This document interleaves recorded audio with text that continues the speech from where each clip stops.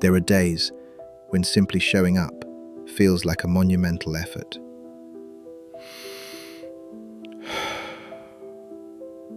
That quiet strength, the decision to just keep moving, that is the deepest form of resilience.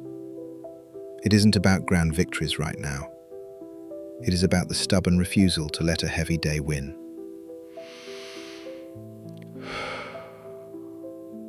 Be incredibly kind to yourself today. You are still here. You are still trying. That is more than enough. Allow yourself the grace to be imperfect and the courage to just take the next small step. You are built for this journey. You have proven it every single time you have gotten back up.